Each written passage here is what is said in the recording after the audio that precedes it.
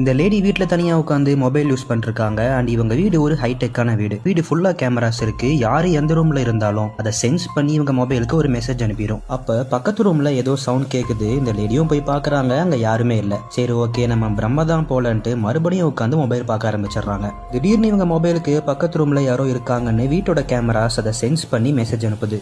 இவங்களும் பயந்து போய் மொபைல் மூலியமா கேமராவோட லைவை பாக்குறாங்க. பார்த்தா ஏதோ ஒரு பொண்ணு ஒயிட் ட்ரெஸ் போட்டுட்டு நின்னுட்டு இருக்கிற மாதிரி கேமரால தெரியுது. அண்ட் கேமரா மூலியமா பார்த்தா அந்த பொண்ணு தெரியறா, நார்மலா பார்த்தா தெரியல. இதை பார்த்து ஷாக் ஆகுறாங்க. இவங்களும் மொபைலை பார்த்துட்டு அந்த பொண்ணை டச் பண்றதுக்கு போறாங்க. அப்ப இப்படி ஒரு போன் வந்து இவங்கள பயமுறுத்திடுது. சரி ஓகே மறுபடியும் அந்த கேமரா லைவை பார்த்தா அந்த பொண்ணு அங்க இல்ல. சோ வீட்டுல இருக்கிற இன்னொரு கேமரா லைவை பார்த்தா இப்படி அந்த பொண்ணு நின்னுட்டு இருக்கா.